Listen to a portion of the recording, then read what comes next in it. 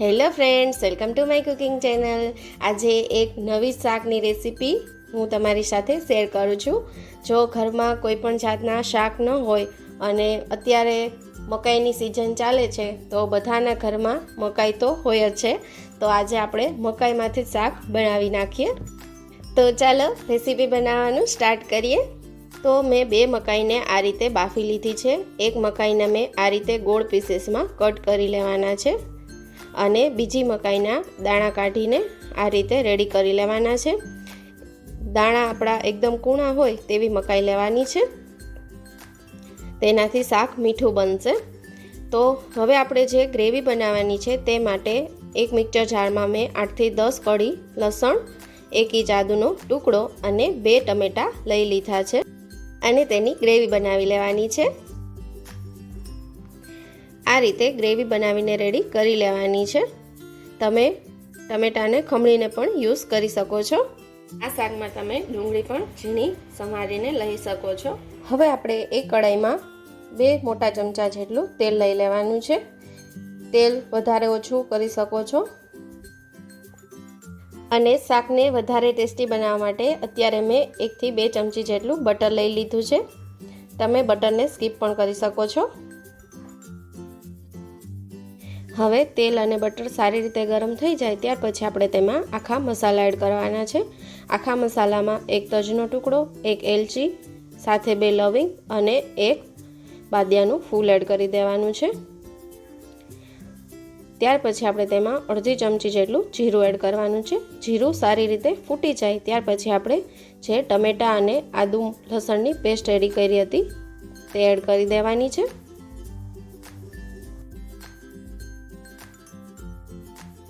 હવે આપણે શાકમાં મસાલા કરશું, તે માટે અડધી ચમચી જેટલી હળદર અને સ્વાદ પ્રમાણે મીઠું એડ કરી અને ટમેટામાંથી તેલ છૂટું પડી જાય ત્યાં સુધી આપણે તેને સારી રીતે ચડવા દેવાનું છે। તો 2 થી 3 મિનિટ માટે ઢાંકી દેશું।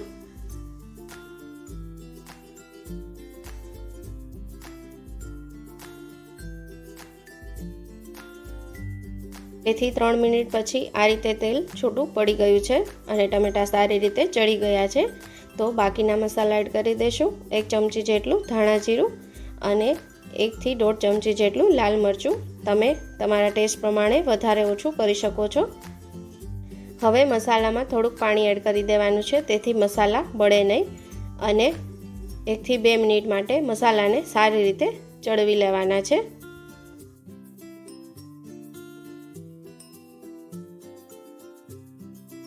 ત્યાર પછી આપણે તેમાં 1 ચમચી જેટલો પંજાબી ગરમ મસાલો એડ કરી દેવાનો છે।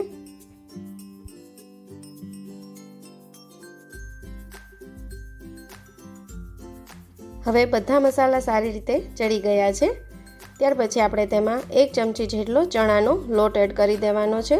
ચણાનો લોટ એડ કરવાથી શાકની ગ્રેવી સરસ ઘાટી થાય છે અને ટમેટામાંથી પાણી પણ છૂટું નથી પડતું। તો ખાસ તમારે 1 ચમચી જેટલો ચણાનો લોટ ઉમેરી દેવાનો। તો તમે જોઈ શકો છો આ રીતે ગ્રેવી ઘટ થવા લાગી છે। 1 થી 2 મિનિટ માટે ચણાના લોટને સારી રીતે ગ્રેવીમાં શેકી લેવાનો છે। હવે 2 મિનિટ જેટલો સમય થઈ ગયો છે, લોટ સારી રીતે શેકાઈ ગયો છે। તો જે આપણે મકાઈ રેડી કરી હતી તે એડ કરી દેવાની છે અને શાકને સારી રીતે મિક્સ કરી લેવાનું છે।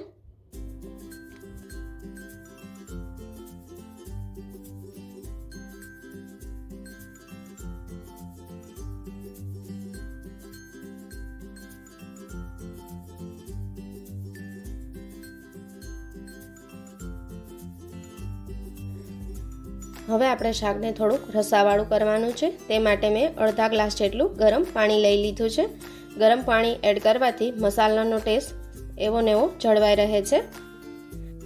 હવે શાકને 3 થી 4 મિનિટ માટે ઢાંકીને ઉકાળી લેવાનું છે, તેનાથી જે મસાલાનો ટેસ્ટ છે તે દાણામાં આવી જશે।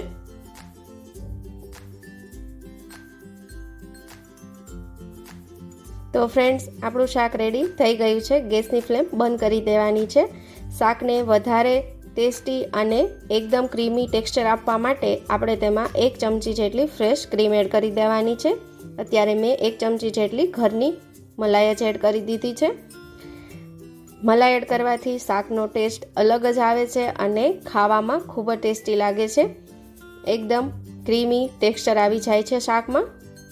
તો ફ્રેન્ડ્સ, જોઈને જ મોઢામાં પાણી આવી જાય તેવું એકદમ ટેસ્ટી મકાઈનું શાક રેડી થઈ ગયું છે. આ શાકને તમે ગરમા ગરમ પરોઠા કે રોટલી સાથે સર્વ કરી શકો છો. તો ચાલો શાકને સર્વ કરી લઈએ.